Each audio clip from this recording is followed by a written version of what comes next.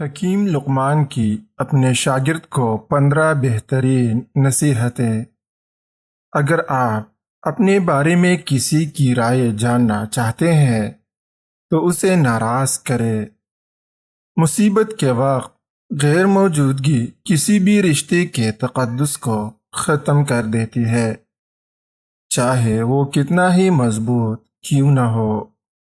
کسی محفل میں بیٹھو تو اپنی زبان کو قابو میں رکھنا۔ عقل مند کو اپنے گھر میں بچے کی طرح اور اپنی قوم میں مرد کی طرح رہنا چاہیے۔ جو بات دشمن سے پوشیدہ رکھنا چاہتے وہ بات دوست سے بھی پوشیدہ رکھو۔ ہو سکتا ہے کبھی وہ تمہارا دشمن ہو جائے۔ جہاں تک ہو سکے لوگوں سے دور رہنا تاکہ تیرا دل سلامت اور نفس پاکیزہ رہے۔ ناپہم عورتوں پر کبھی بھروسہ مت کرو۔ اگر کوئی کام کسی کے سپرد کرنا ہو تو وہ کسی عقل مند انسان کے سپرد کرنا۔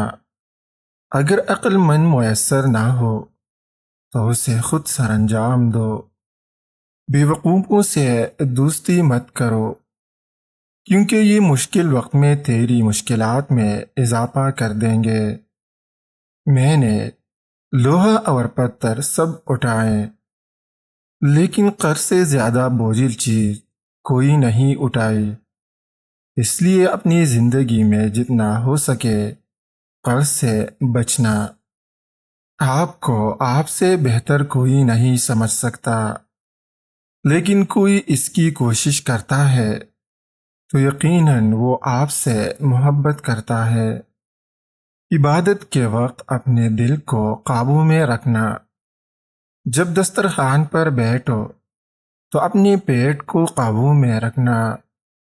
کسی کے گھر جاؤ تو اپنی آنکھوں کو قابو میں رکھنا۔ حکیم لقمان سے پوچھا گیا، سب سے بڑا عالم کون ہے؟ تو جواب دیا، جو دوسروں کے علم کے ذریعے اپنے علم میں اضافہ کرتا ہے۔ اکثر لوگوں کے جب مقصد ختم ہو جاتے ہیں تو ان کا ضمیر جاگ جاتا ہے۔ جب تک مفاد رہتا ہے ضمیر بھی سویا رہتا ہے۔ ہم وہ سارے کام پہلے کر لینا چاہتے ہیں جو ہمارے نفس کو پسند ہے، اور وہ سارے کام زندگی کے آخری حصے کے لیے چھوڑ دیتے ہیں جو اللہ تعالیٰ کو پسند ہے۔ حکیم لقمان کی اپنی بیٹی کو 10 اہم نصیحتیں۔ بیٹی، اگر تم چاہتی ہو کہ تمہاری اولاد نیک ہو تو خاوند سے ہمیشہ رزق حلال کا تقاضا کرنا۔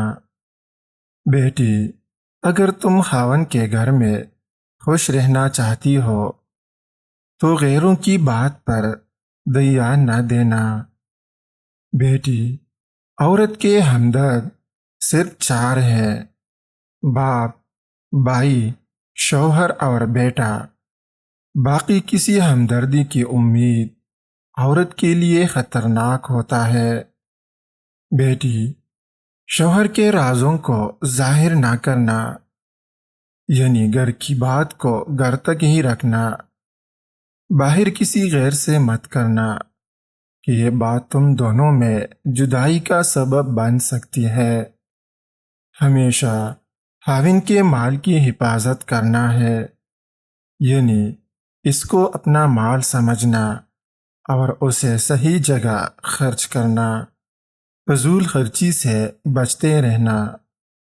بیٹی، کوشش کرنا کہ تجھ سے خاوند کی مرضی کے خلاف کوئی بات سرزد نہ ہو۔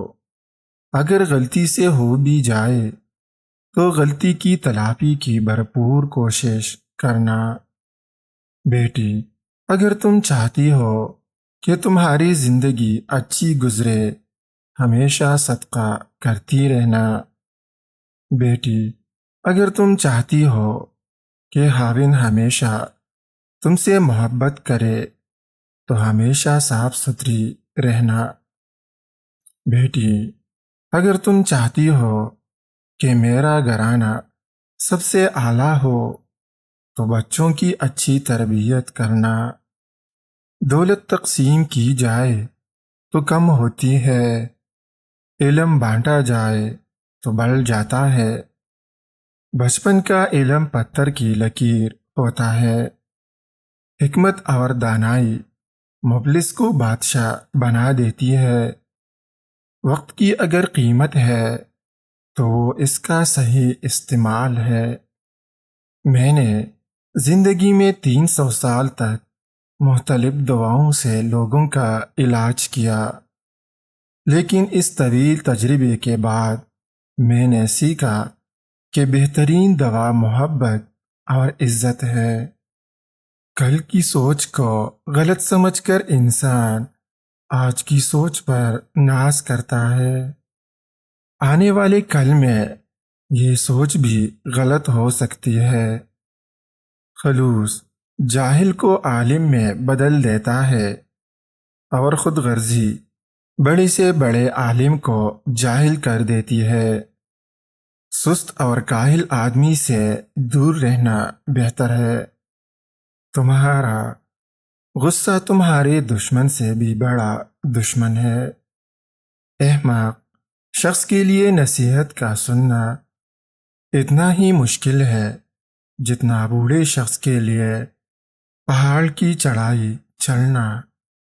جانور جب بھوکا ہو یا خطرے میں ہو تو انتہائی خطرناک ہوتا ہے، جبکہ انسان جب پیٹ بھرا اور طاقتور ہو تو انتہائی خطرناک ہوتا ہے۔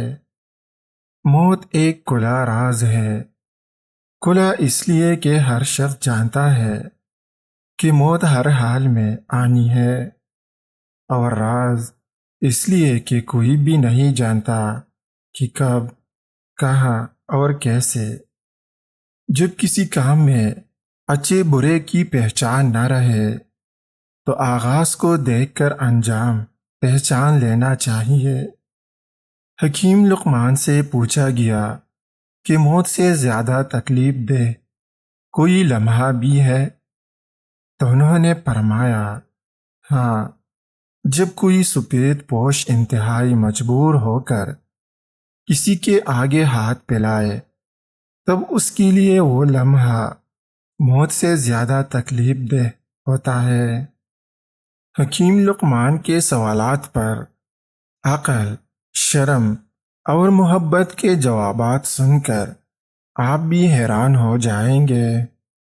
کہتے ہیں کہ حکیم لقمان کے پاس جب عقل آئی تو انہوں نے پوچھا، تم کون ہو اور کہاں رہتی ہو؟